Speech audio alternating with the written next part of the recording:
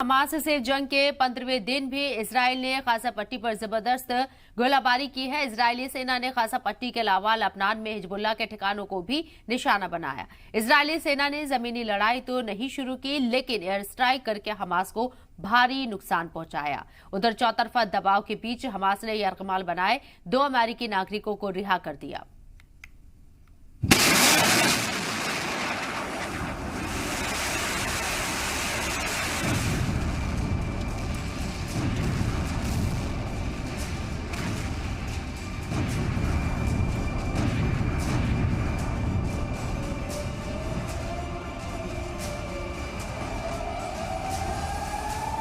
Hamas से जंग के 15वें दिन भी गाजा में लगातार इजरायली डिफेंस फोर्स के हवाई हमले जारी हैं। इजरायली हमलों की वजह से रात भर धमाकों की खौफनाक आवाजें सुनाई देती रही।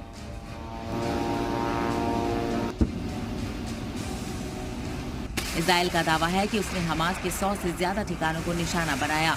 इजराइल जमीन से तो नहीं, लेकिन हवा से लगातार हमास पर हमले कर रहा है। ये तस्वीरें गाजा पट्टी में चल रहे हमास के हेडक्वार्टर की बताई जा रही हैं, जो इन हमलों में ढहता हुआ नजर आ रहा है। हालांकि जी सलाम इस वीडियो की तस्दीक नहीं करता है, लेकिन दावा किया जा रहा है कि हवाई हमलों के बीच इजराइल डिफेंस फोर्स ने गाजा पट्टी को चारों तरफ से घेर लिया है। इलाके में टैंक और बख्तरबंद गाड़ियां फर्राटा भरती और धूल का गुबार उड़ाती देखी जा रही हैं। इतना ही नहीं, सिक्योरिटी को देखते हुए इलाके में पेट्रोलिंग भी बढ़ा दी गई है। The IDF's goal right now is to ensure that Gaza, which is right there, about an 8-minute walk from here, about an 8-minute drive, an 8-minute drive from here, can never again be a launch pad for terror against Israel. IDF का कहना है कि Hamas के हमलों में उसके बेकसूर शहरियों की जान गई है। वहीं इजराइल के हमलों में फलस्तीन के सैकड़ों शहरी भी जाँ बहक हुए हैं।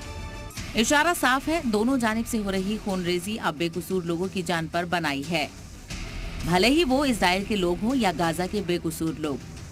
हमले से पहले इस बात का खास ख्याल रखा जा रहा है कि कम से कम नुकसान हो। अभी इजराइल अपनी तैयारी कर रहा है। अभी भी हमास के कब्जे में उनके लगभग 200 से ज्यादा नागरिक मौजूद हैं। कई विदेशी नागरिक भी हमास के कब्जे में हैं। तो ऐसी स्थिति में इजराइल फिलहाल तमाम चीजों का आकलन कर रहा है ग्राउंड ऑपरेशन लॉन्च करने से पहले, लेकिन उसकी एयर स्ट्राइक लगातार हमास के आतंकी ठिकानों पर जारी है।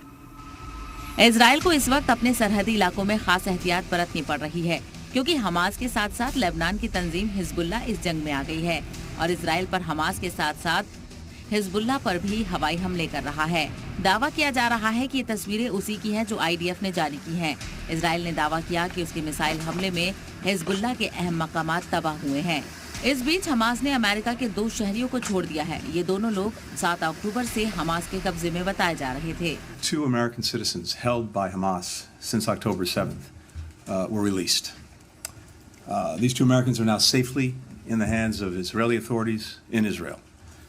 But there are still 10 additional Americans who remain unaccounted for in this conflict. We know that some of them are being held hostage by Hamas.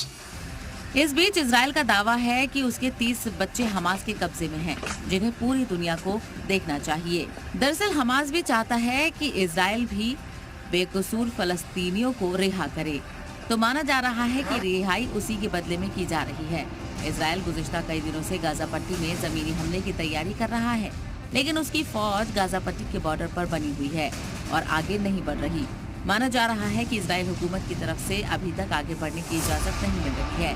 आमने सामने की ये जंग कितने दिन चलेगी ये बताना मुश्किल है, क्योंकि खुद इजराइल के वज़ीर आज़म और वज़ीर दिफा कह चुके हैं कि ये जंग लंबी चलेगी।